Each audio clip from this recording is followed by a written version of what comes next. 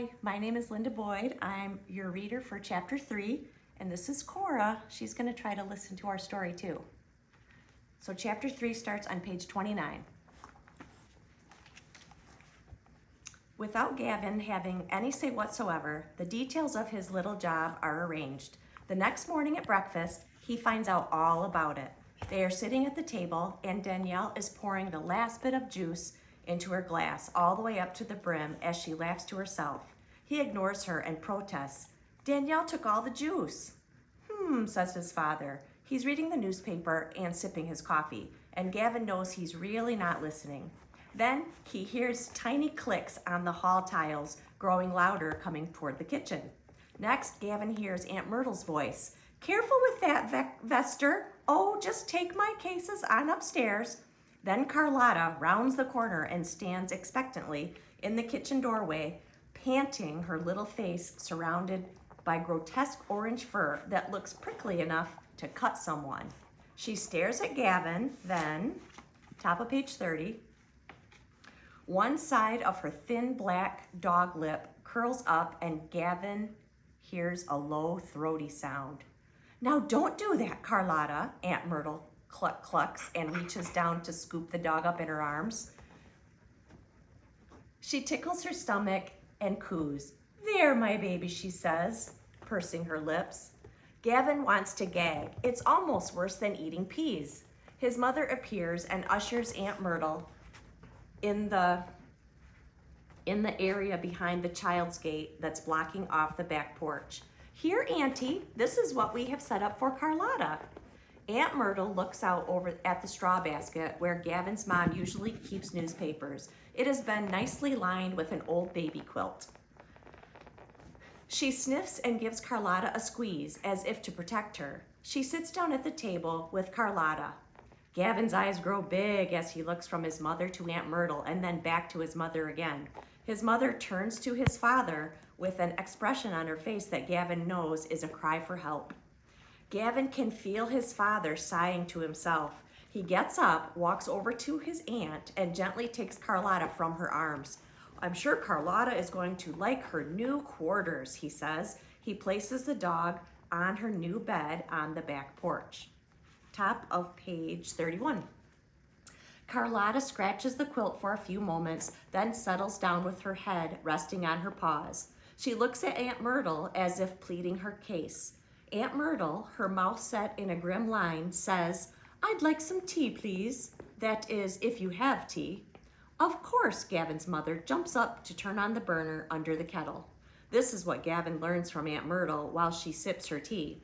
She isn't hungry for anything else. Gavin will walk Carlotta once a day after school, so he must come home right away. No messing around. If, and this is a big if, he performs his job satisfactorily, Aunt Myrtle will pay him enough to replace Danielle's snow globe with something like it. "Though I know you can't replace the exact snow globe," Aunt Myrtle adds, looking over at Danielle with sympathy. "I got that globe in New York City at the Choir Fest," Danielle says. Gavin rolls his eyes. He doesn't believe for a minute that Danielle is still all that sad about the dumb snow globe. He looks over at Carlotta. She's up on her short little legs, turning around and around on the folded quilt. "It would be much better if," top of page 32, "she were a real dog. Something way bigger. Something that could be a true friend. At least Carlotta ignoring him and not giving him mean, threatening looks. At least Carlotta is ignoring him and giving him not mean, threatening looks for now." When Gavin enters the classroom of his new school, Carver Elementary, he sees that his teacher, Miss Shelby Ortiz, who does not know how great he is at times tables, soccer, and skateboarding, has assigned problems, problems, problems as the morning journal topic. He stares at it, then he thinks about Miss Shelby Ortiz's two names. He's heard one of the bossy girls, Deja, explain to her friend Nikki that modern women, up-to-date women, like keeping their own names now, the names they grew up with. Nowadays, Deja had said, women don't have to have their husband's name at all, and that's the way she's going to do it. When she grows up, she's going to keep her own last name or stick it together with her husband's name, just like Miss Shelby Ortiz. Gavin doesn't know if he likes that Deja girl. She reminds him too much of his sister, Danielle. Other kids are staring at the morning journal topic too. Richard, the cause of Gavin's troubles, isn't even bothering to look at it. Gavin can see he's playing with some rubbery thing in his desk. Danielle would have called Richard a knucklehead. Top of page 33. From Gavin's seat behind him, he gets a pretty good view of the array of toys Richard brings to school. Miss Shelby Ortiz seems pleased with the topic she's come up with. She smiles encouragingly at all of the students who are getting ready to write. I chose this topic because I realized life is like math. How is it like math, class? Oh no, Gavin thinks. He hopes that she doesn't start calling on kids to get around to him, because he definitely doesn't know how life is like math. 2 points for the table of the student who tells me how life is like math. Miss Shelby Ortiz has them sitting at cooperative groups of 4 desks, which she calls tables. They are competing all week. Then on Friday, the winning table earns a big gold star on the winner's board. At the end of the month, the students at the winning table get to put their hands in the grab bag and extract a reward. And they aren't cheesy things like pencils and erasers. They're different kinds of prizes, like small magnifying glasses, kaleidoscopes that can fit in your pocket, and miniature tic-tac-toe sets. Top of page 34. Now the hands begin to fly up. Suddenly, Gavin knows exactly how life is like math, and he just bets that most of the answers the other kids are going to give aren't going to make sense. And there's going to be a bunch of people who don't even have an answer but are raising their hands anyway. He might as well put an end to this right now. He raises his hand too, but Miss Shelby Ortiz is busy giving some of the knuckleheads a chance. Because it takes 365 days to get through a year, Ralph calls out. Miss Shelby Ortiz looks at him for a moment. No, she says slowly, frowning just a tiny little bit. Then she looks over at Richard, who uncharacteristically raises his hand with a calm look on his face. She calls on him and cocks her head challengingly. Because you all the time have to be solving problems, just like math. Gavin feels himself deflate a little bit. That's just what he was going to say, and he thought he was the only one thinking of it. Miss Shelby Ortiz looks especially thrilled. That's right, Richard, she says, beaming. That's exactly right, class. Top of page 35. Think about it. In life, you solve one problem after another. No one's life is problem-free, so I want you to think of a problem that you have right now and how you plan to solve it. Let's have some input before you begin to write. She looks around at all of them. Gavin looks around too. Some kids still look puzzled. Others are eager to begin. Who wants to go first? That stuck-up girl, Antonia, raises her hand. Miss Shelby Ortiz calls on her. Yes, Antonia? I have a problem to solve. Go ahead, tell us what it is. My grandmother is coming for a visit. She always brings me a gift that...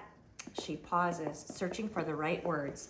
I don't like her presents. They're never anything I like. I want to ask her to skip the present and just give me the money that she would have spent instead. Gavin sees Miss Shelby Ortiz's face go from interested to puzzled. Her lips even part in amazement. Antonia, that would be rude. No one gives gifts to cause displeasure or unhappiness. When someone gives you a gift, they're really trying hard to make you happy. Top of page 34. If you say that to her, your grandmother will look back on all of the gifts she's ever given you over the years and think that perhaps you never liked even one of them. You can't solve your problem by hurting someone else's feelings. Gavin can't tell how Antonia feels about this. She looks thoughtful, like she's planning on not following Miss Shelby Ortiz's advice, like she's going to put her plan in action anyway. Antonia is probably thinking that she, Antonia, knows best. Class, Miss Shelby Ortiz says, I'm sure you know what I want you to do, so let's get started.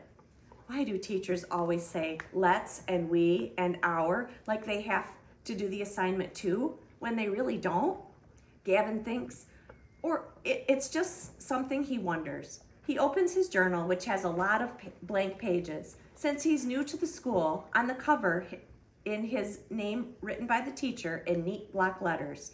He puts the date in the upper right corner of the page, just like Miss Shelby Ortiz has instructed the class to do. Of course, there are those who have to be told to do this every day. Gavin wonders about them too. Then he dives in. I have a problem. The beginning of this problem wasn't even my fault. It was this other guy's fault. Richard, he gets me into trouble on Saturday. He broke my sister's special snow globe, and now I have to walk this horrible dog to get money to pay for it. She can't even get the exact copy because she got that snow globe in New York City, not here. Now I have to walk this ugly dog every day. A dog that's all the time giving mean looks and showing her teeth and looking like she would like to bite me. I have to be with this dog every day, which is too much. And my aunt, who is really my dad's aunt, will probably give me just $1 for all my work. I wish this was the last problem I'm going to have in my whole life, but it probably won't be. Gavin read over what he's written. He likes it. He is just in time because Miss Shelby Ortiz orders the whole class to stop writing. She has a girl named Rosario collect the journals. Knowing that the teacher is going to read it, he goes back over it in his mind. Yeah, he decides he likes what he's written. He stands over it with pride.